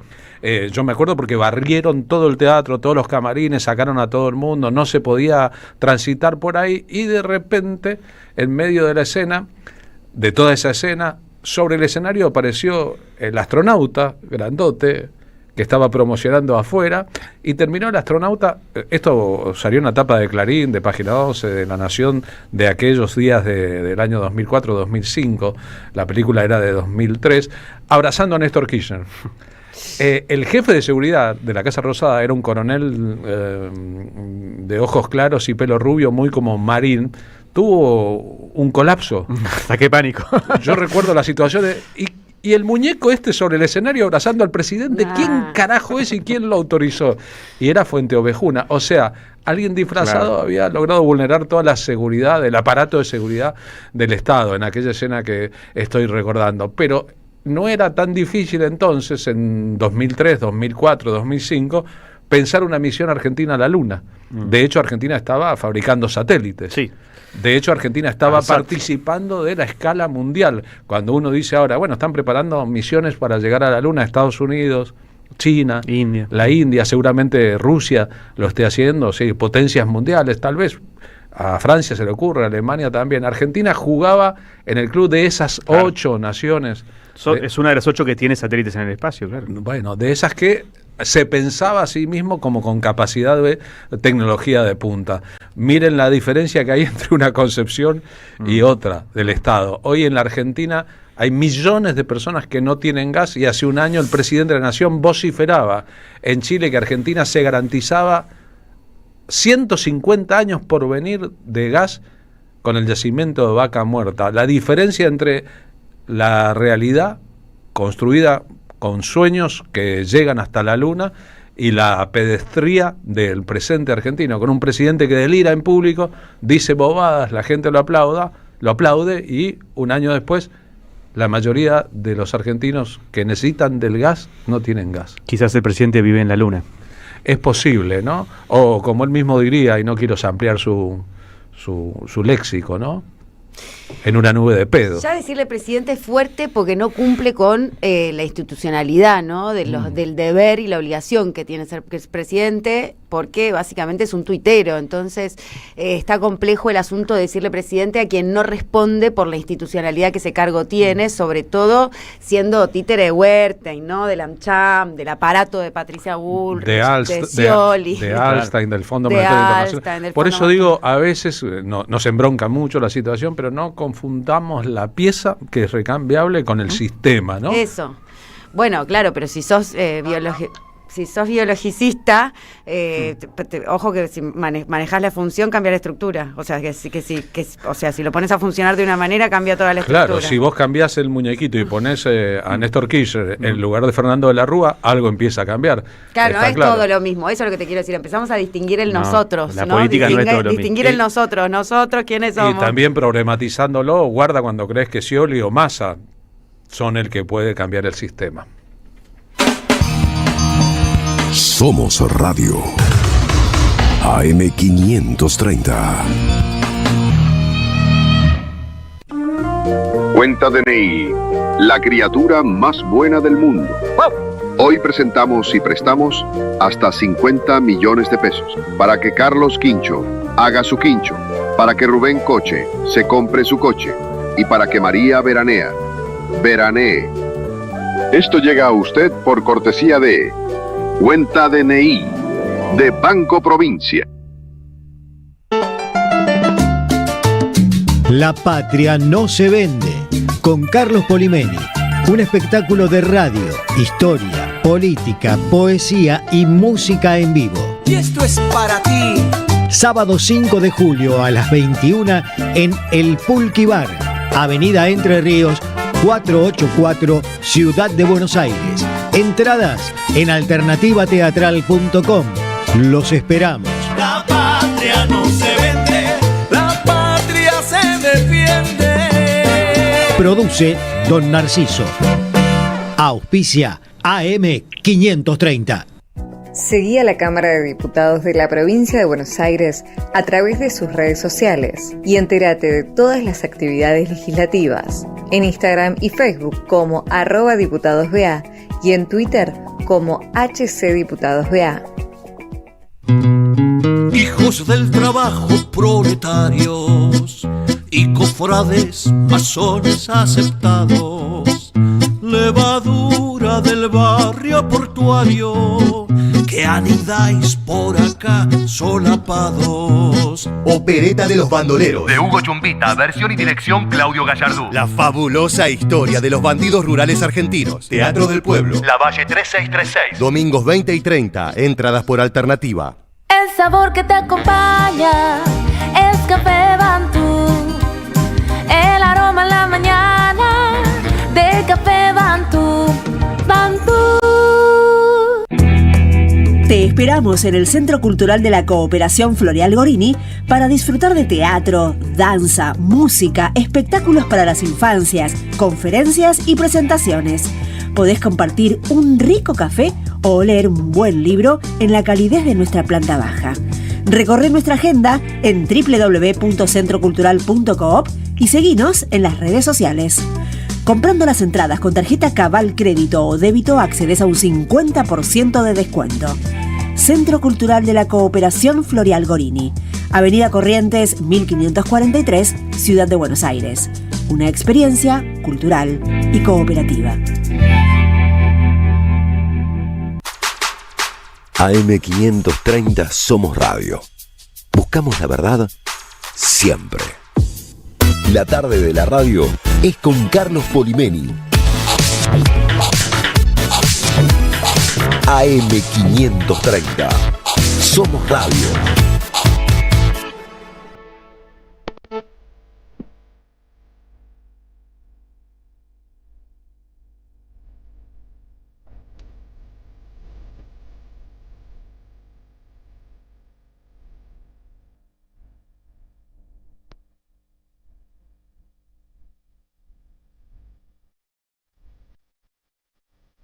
(15:27) escucharon recién en la promo. Mañana tenemos una nueva función de La Patria no se vende. Hemos decidido sortear 2 entradas para un solo oyente para la función de mañana. Disculpen, pero no tenemos más. Pero como muchos oyentes nos pidieron, por favor sorteen entradas, no tenemos para pagarlas, etcétera, etcétera. Vamos a proceder a sortear un par para, ojalá, con placer. Aquellos que mañana a las 21 puedan llegar hasta el Pulqui, whatsappean con nosotros, nos escriben, quiero las entradas al 11 32 000 530. Después vendrán funciones el 20 de julio en Bergoglio, en Flores, el 17 de agosto en Perón, en Lanús. A las 15:28 entra su nota, Marina Glesser. Porque entra, Carlos, entra al Encuentro Nacional de Teatro Resistencia Activa. Esto me hace acordar a Teatro Abierto, allá por la dictadura. Estudiamos mucho cuando nos formamos en la hermosa oficio del arte dramático, lo que fue Teatro Abierto en esa época, cómo dio vuelta la taba y cómo la gente seguramente va a entrar, porque la programación está integrada por más de 380 obras, pero para esto vamos a hablar con unas de las productoras y mentes brillantes que han creado este festival. Hola, Eva Palotini, Marina Glesser, Carlos Polimeni y Pablo Hacker, te damos la bienvenida a la M530, Somos Radio, la radio de madres, la radio de Eve. ¿Cómo estás? Hola, ¿cómo están? Un saludo a todos ahí en el estudio. Gracias por darnos voz, por darnos espacio para difundir nuestro festival en defensa del Instituto Nacional del Teatro. Bueno, claro que tiene una causa muy interesante, porque le contaba a la audiencia al principio del programa que defender el Instituto Nacional del Teatro es defender una política cultural que permite el acceso democrático a la cultura, porque el INT trabaja sus políticas con la región NOA, NEA, Cuyo, Centro y Patagonia, y de financiarlo y desmantelar la cultura lo que significa es un cercenamiento de oportunidades y que la cultura se defina no por las leyes del mercado, sino también por una cuestión identitaria. ¿Es un poco esto lo que va a promover el ENTRA? Exactamente. Hace poco más de un mes, cuando el presidente de la Nación lanzó el decreto 345 que desmantela el Instituto Nacional del Teatro, nos comenzamos a conectar dentro de la ciudad de Buenos Aires y alrededor del país para ver qué acciones llevábamos adelante para visibilizar la situación y para intentar defender el instituto. Y bueno, estaba ahí como que pasaba, había un boca en boca de que estaría bueno que hagamos un festival, y desde la asamblea que organizamos los domingos de teatristas un poco más jóvenes, decidimos, bueno, ponerlo en agenda, votarlo y llevarlo adelante. Y bueno, así fue que, si bien era algo que se venía mencionando en distintos encuentros y asambleas de todo el país, desde Buenos Aires tomamos la iniciativa y abrimos una convocatoria de menos de una semana para que se anotaran, bueno, con el objetivo titánico de lograr que se anoten por lo menos una obra de cada provincia. Y bueno, para celebración nuestra y sorpresa nuestra, logramos que se anoten más de 380 funciones, así que, y más de 350 obras, así que estamos muy contentos porque, bueno, lo logramos. Hay una obra y más también por provincia, lo cual representa el carácter federal que tiene nuestra producción nacional y la variedad, la diversidad de creaciones que tenemos para ofrecer. Qué hermoso es escucharte sabiendo que va a haber en esas más de 380 obras representatividad provincial de cada provincia, porque además del lazo de solidaridad que el teatro siempre implica, ¿no?, en la reciprocidad de uno especta y otro actúa, y en ese intercambio uno siempre se va interpelado, para bien, para mal, bueno o malo, te haya emocionado o no. Me pregunto por qué la decisión política de un festival a la gorra, Eva Palotini. Bueno, me parece que ha sido una linda decisión, una buena respuesta frente a este gobierno que tiende a poner muy por delante todo lo que es de carácter capitalista, meritocrático, y entender el éxito desde el lado de lo monetario, ¿no? Sí, de lo que gana plata, digamos, ¿no? El ganar plata con inmediatez, como quiero plata ya. Producir y tener plata fácil. Y creo que estos son como consignas que no van con la esencia misma del teatro, o por lo menos no de la historia del teatro argentino, que han sido muchas décadas de lucha por parte de la comunidad teatral para lograr esta ley nacional de teatro, donde lo que se buscó siempre fue fomentar la producción y no tener un mayor rédito económico. Entonces, bueno, queríamos, y también entendiendo la situación económica que está viviendo la comunidad en general, de todo el territorio argentino a lo largo y a lo ancho, ofrecer funciones que sean para todo público, porque también algo que nos interesa es que esta problemática llegue a la comunidad que consume teatro, que visita las salas, que le gusta ver teatro, para que sepan que ellos también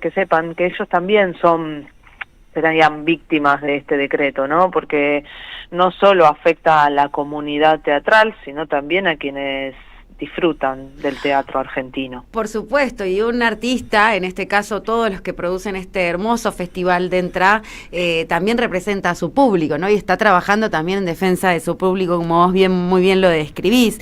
Este festival empezó ayer y termina este 9 de julio. Vi un montón de artistas nacionales difundiendo el festival, porque seguro toda la audiencia que está escuchando va a querer saber cómo acceder a la programación, porque no me vas a describir todas las obras, pero un poco me podés contar qué va a haber. Bueno, supongo que tu compañía Besa está, pero digo, un poco relatarme qué es lo que va a haber dentro del festival y cuáles son las redes para acceder al festival Entrá, con la gente adentro de Entrá. Mira, para acceder nos pueden buscar en las redes sociales, nos pueden buscar en Instagram mejor, Festival Entrá, y ahí tienen toda la programación. Si no la encuentran, nos escriben por un mensaje privado y se las acercamos la programación de todo el país. Y después puntualmente de Buenos Aires, o sea, yo estoy en Cava, entiendo que ustedes también, sí, y supongo que la audiencia de ustedes en general también. En Ciudad de Buenos Aires se anotaron compañías y salas de teatro que son un orgullo nacional, son referencia inclusive a nivel internacional. No sé, por ejemplo, está Gaviota de Guillermo Cacache en su espacio en Finoquieto, ahí a media cuadra del Parque Lezama. Es una obra que acaba de hacer una gira internacional que recorrió toda Europa, Rusia. A ver, estoy pensando que no nos quién escucha más. en Rusia porque es enemigos declarados también de la política de este gobierno. Qué bueno está.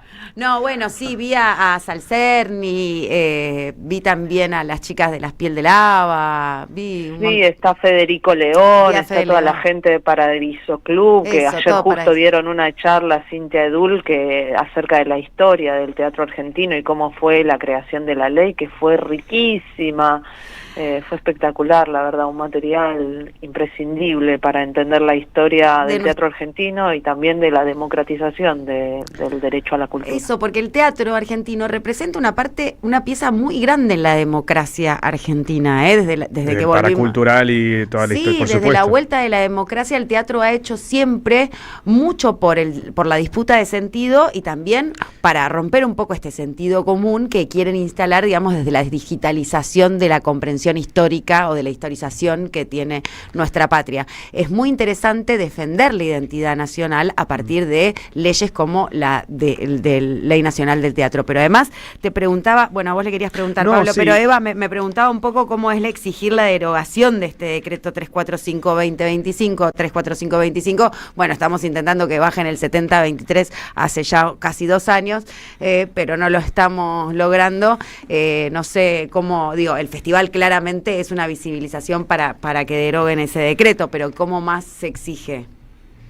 Mira, a nivel nacional nos estamos organizando hay muchísimas provincias que ya presentaron desde distintas salas de teatro independiente distintos amparos para frenar el decreto, y después hay 2 proyectos de ley que fueron presentados desde distintos diputados para derogar el decreto, y bueno, por eso fue muy importante el miércoles pasado, porque dentro del temario estaba la derogación del decreto, y bueno, no logramos tener quórum porque era dentro de la segunda citación, así que seguiremos insistiendo con eso.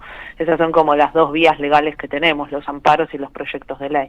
Bueno, no dejen de cabildear, entonces vamos a seguir insistiendo con este tema. Toda la suerte para el Festival Entrá, que se está produciendo, vamos a repetir a la gente que está escuchando y viendo, 380 obras, las funciones de teatro, danza, música, circo y performance se realizan con entrada a la gorra en salas, centros culturales y espacios venues de todo el país, de Ushuaia a La Quiaca. Te conectás por Instagram al Festival Entrá. Quien estuvo conversando con nosotros es Eva Palotini, actriz y productora de la compañía Besa. Eva, te queremos agradecer mucho este ratito que conversamos sobre Entrá y allí entraremos. Muchísimas gracias a ustedes por darnos apoyo y bueno, invitar a toda la comunidad de Buenos Aires a que se sume al festival, que vengan, que compartan, que aprovechen, porque hay buenísimas producciones y abiertas. Hoy, desde ayer hasta el miércoles que viene, es una alegría saber que infinidad de teatros van a estar con las puertas abiertas para recibirnos, encontrarnos y pensar y discutir juntos. Muchísimas gracias, un gran beso. Gracias a ustedes. Chau, chau. Del 3 al 9 de julio, Entrá. Es tan fácil como sentirse sumar. parte. No, digo, es tan fácil como sumar 2 más 2, pero si querés el teatro y querés las artes y estás en contra del gobierno de Javier Milei y sus políticas de devastación, Entrá. Somos Radio. AM530. El Tata Cedrón y Mauricio Cartún presentan Una Juntada. Un diálogo entre canciones y textos, música y palabras, memorias y sueños. Miércoles 9 de julio a las 20, en el Teatro El Galpón de Catalinas, La Boca. Rumbo al sur con la chata llena. Las entradas anticipadas con descuento por Alternativa Teatral. Producen Jueguen y Don Narciso Club. Auspicia la M530 Somos Radio. Corazón. En 2025 vení a los talleres de Lecuni. Música, actuación, coro, tangos, cuentos, teatro, percusión y mucho más para compartir en familia. Acordate, en 2025 los talleres de Lecuni te están esperando. Informes e inscripción, informes.ecuni@gmail.com y seguinos en Facebook, Espacio Cultural Nuestros Hijos, y en Instagram, @ecuni.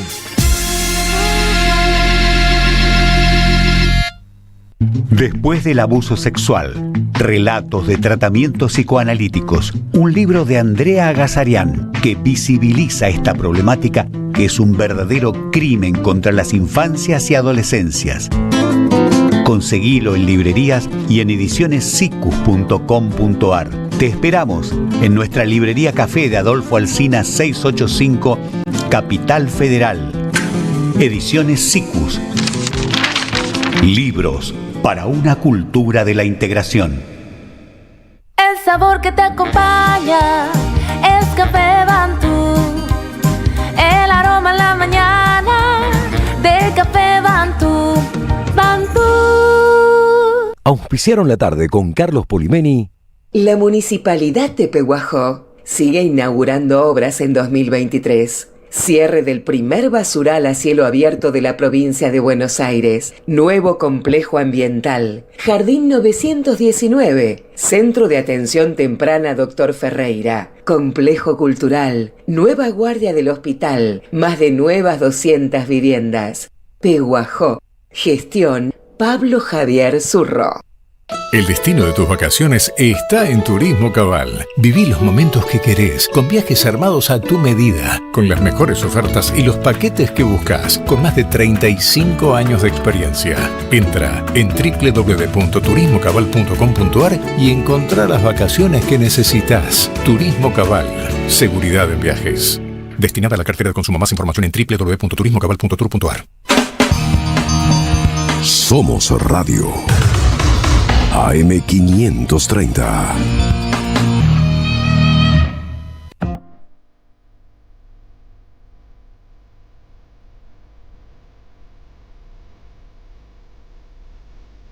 Y a las 15:42 nos parece un gran momento para escuchar la voz de Juan Carlos Junio. Ustedes saben, secretario general del Partido Solidario y director del Centro Cultural de la Cooperación Floreal Gorini. Floreal Gorini fue uno de los primeros dirigentes argentinos que habló de la batalla cultural siguiendo aquella definición del italiano Antonio Gramsci. Juan Carlos, buenas tardes, ¿cómo va?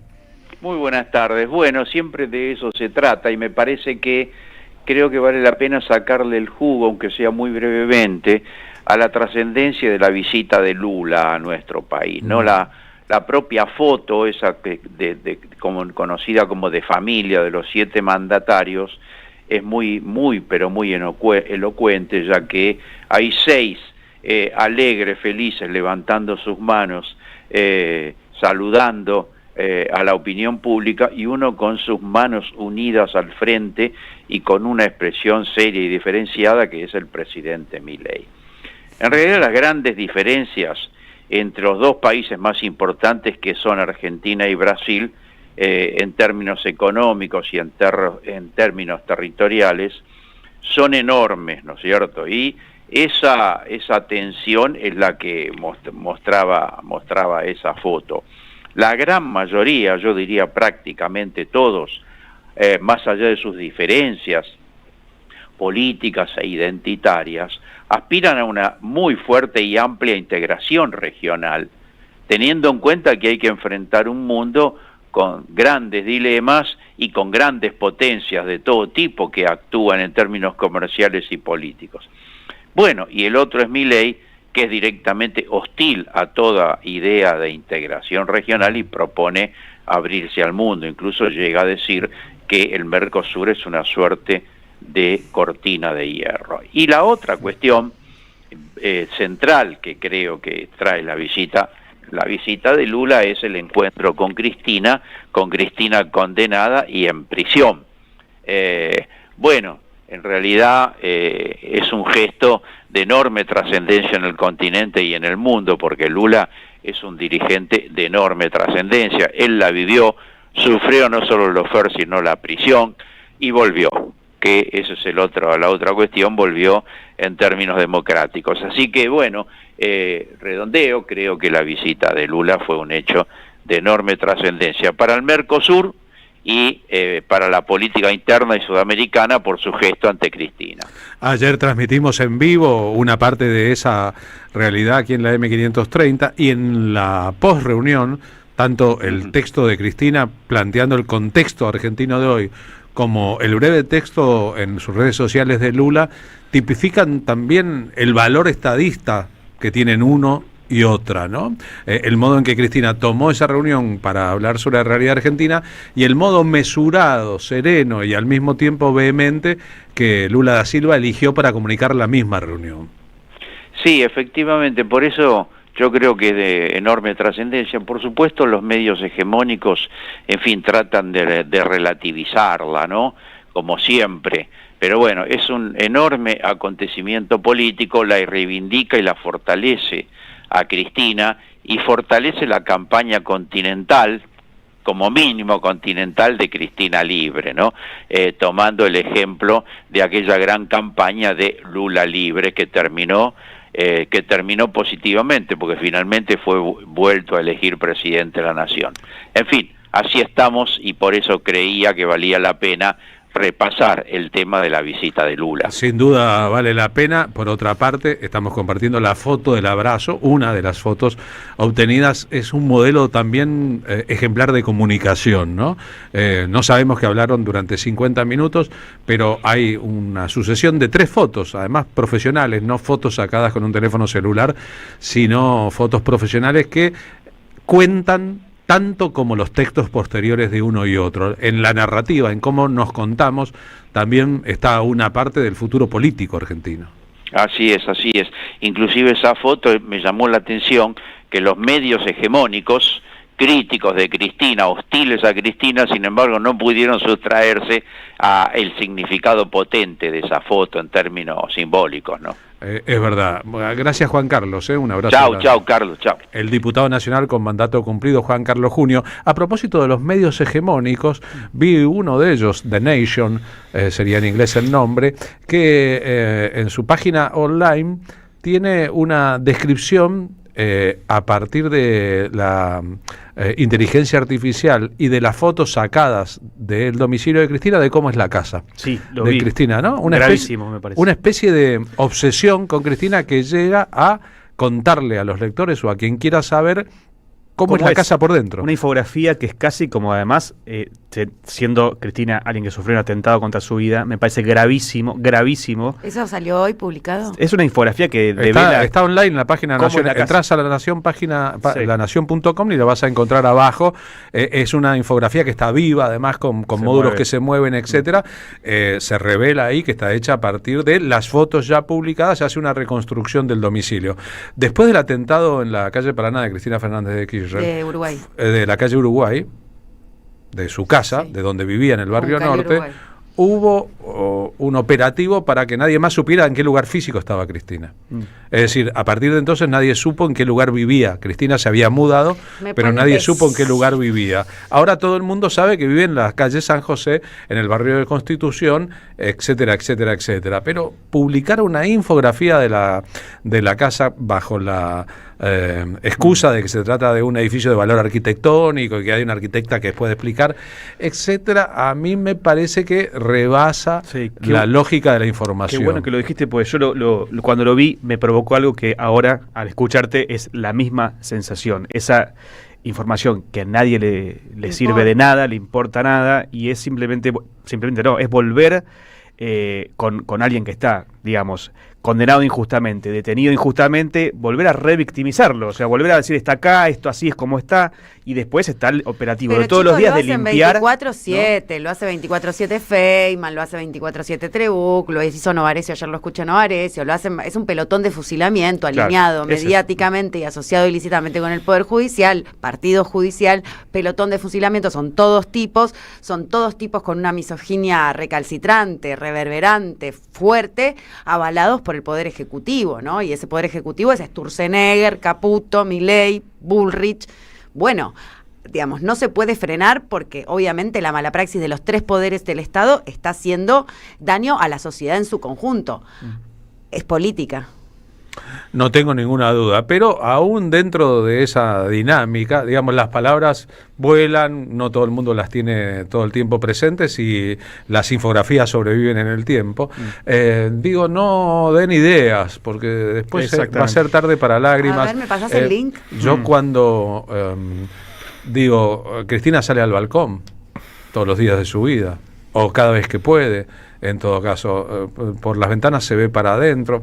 Están coqueteando con algo que es muy perverso. 15:50 a esta hora. Seguimos con usted, señor Pablo Jaque. Bueno, ya que hoy propusimos un viaje a la Luna, los vuelvo a traer a la Tierra con algo muy terrenal y que creo que tiene que ver con el trasfondo, quizás, esta es mi opinión, de todo lo que estamos hablando en la cuestión que tiene que ver con la Argentina y su posibilidad de desarrollo. Estamos hablando de todos los poderes, el judicial, el mediático, y detrás el gran poder económico. Se está discutiendo justamente hace poquito estuvo de visita nuevamente el FMI. El FMI, hay que decirlo a través de su vocera Julie Kozak, indicó que la Argentina no alcanzó la meta pactada para fortalecer sus reservas. Están todavía en juego cuándo vienen estos 2.000 millones de dólares de esos 20.000, hasta ahora se bajaron 12.000. Bueno, no está alcanzando, ya lo dijo muy bien Cristina y varios economistas, cerca del 40% de ese préstamo se está yendo en los afortunados argentinos que viajan al exterior y gastan los dólares en otros países. No está alcanzando y el fondo está diciendo que efectivamente no alcanza lo que está haciendo Milei. Pero se lo pateó para adelante. Qué buena experiencia leer estos días que se puede prorratear la deuda sin que nadie nos corra, porque allá cuando firmamos las facilidades escondidas no había tiempo para... La doble vara. Eso. El centro de esto es lo que habíamos hablado hace un tiempito de la cuota. Lo quería explicar un poco más en profundidad, sin entrar en tecnicismos. Entonces, lo que voy a proponer es el siguiente juego en sus cabezas. Cada país miembro del FMI, el FMI tiene muchos países miembros, la Argentina es uno de ellos, el país más endeudado del mundo con el Fondo Monetario Internacional, tienen, según el estatuto interno del Fondo Monetario, una cuota por la cual pueden recibir determinada cantidad de dinero. Bueno, esa cuota que le corresponde a la Argentina significan 19.400 millones de dólares. Si sumamos el crédito recibido por Macri, más el crédito otorgado ahora a Milei, El total nos da una friolera de 54.597 millones de dólares. Una sencilla cuenta, si uno resta esos 54.500 palos menos los casi 20, lo que da son 35.197 millones, miles de millones de dólares. O sea, esto es el excedente de lo que el fondo tiene autorizado a prestarnos a la Argentina, pero no dicho por nosotros, dicho por el Fondo Monetario Internacional en su estatuto. De hecho, les voy a leer algo que se escribió en su informe de revisión interno de 2024, en el cual se analizan los diferentes accionarios del FMI en el mundo. Dice, el programa Stand-by, esto lo dice el Fondo Monetario Internacional, el programa Stand-by de 2018 para Argentina fue aprobado sin un análisis adecuado de sostenibilidad de la deuda y sin garantías realistas de acceso a los mercados. Se invocan criterios de acceso excepcional de manera flexible con consideraciones políticas evidentes. Esto no lo dice Cristina, no lo dice ningún economista del amplio espacio nacional y popular, lo dice el Fondo Monetario Internacional. Entonces, al exceder casi 3 veces la cuota de lo que se podría haberle prestado a la Argentina, es la discusión que se viene ahora. Y es una discusión, como dijo también Cristina, política.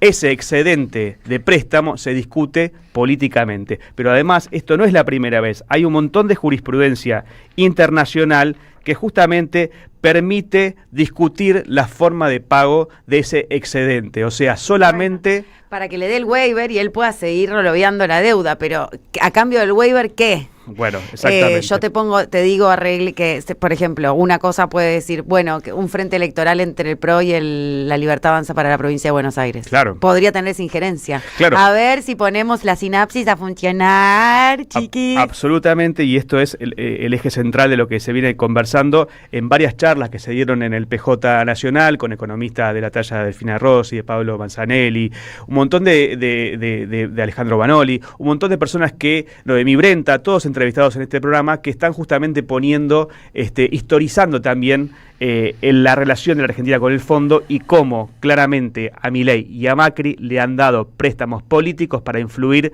políticamente y electoralmente en el país. Esto no puede ocurrir más.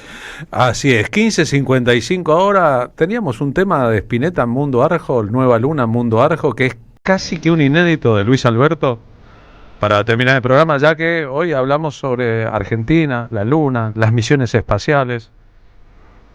No son solamente recuerdos del pasado, sino latencias del presente. Este tema, que era un tema de los años 80 de Luis Alberto, que solo cantaba en vivo, terminó publicado en uno de sus discos póstumos.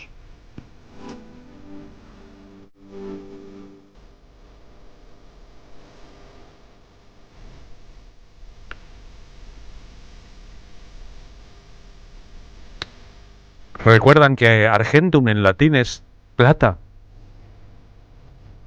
Y que vivimos en un país que se llama Argentina.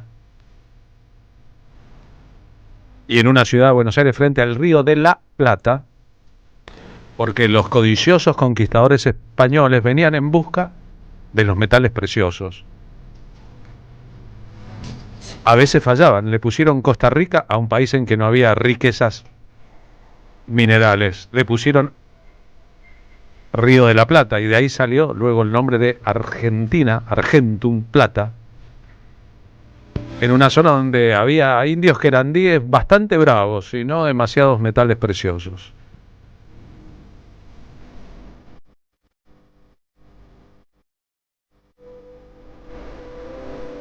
Tenemos los ganadores de las entradas en nuestro programa para ir mañana a la función en el Pulqui a las 21 de La Patria No Se Vende, porque los que participaron, aquí tengo en el WhatsApp, fueron un montón. Gracias a Marina, que nos escribe desde Viedma. Agradezco los hermosos momentos que vivimos con los editoriales. Apenas pueda, iré a ver uno de los espectáculos.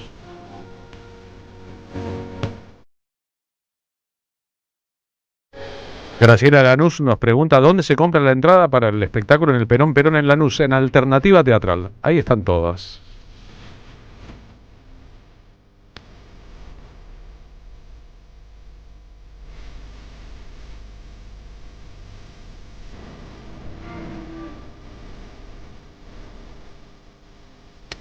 Jorge Continela, su DNI termina en 218, se ganó las entradas.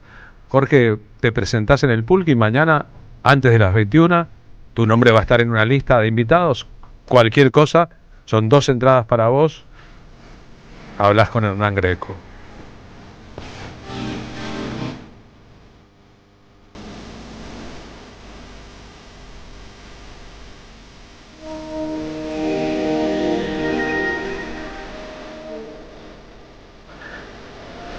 Nos encontramos el lunes en el programa, señor Pablo Hacker. Nos vemos el lunes, por supuesto. Que pase un buen fin de semana. Si quiere venir al Pulque, está invitado. Sí. Marina Glesser. Buen fin de semana para vos, Carlos. Buen fin de semana para vos, Pablo, para vos, Charlie, para vos, Rodrigo, y para todos y todas las que estuvieron escuchando o están viendo en diferido, porque ayer me escribió justo una oyente por la noche que estaba conectada al YouTube viendo en diferido el programa. Bien, nuestro comienzo ayer, por ejemplo, con Cristina Fernández de Kirchner, la reunión con Lula, acumula una cantidad de reproducciones importantes en YouTube. O sea, son más de 6.500 personas que vieron eso en diferido, buscando los videos de la radio, ¿no? Bueno, se pueden buscar los videos en la radio, así que si nos extrañan el fin de semana, se van pueden volver a ver. No pueden volver a ver en el YouTube. Nos encontramos, por supuesto, Carlos, la semana que viene. Muchas gracias. Marina Gressel quiere venir al Pulque y mañana a la noche está invitada.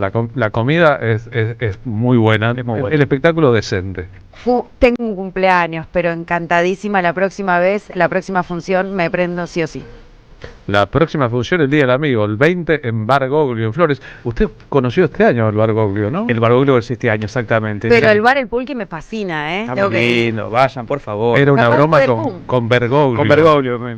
Ahora ya no es broma, en todo caso, pero es uno de los bares más lindos de la música en la capital federal. Ya viene Pablo Caruso con su programa y vuelven las ideas. Nosotros nos despedimos. Hasta el lunes. Hemos vivido tiempos mejores. Queremos volver a ellos.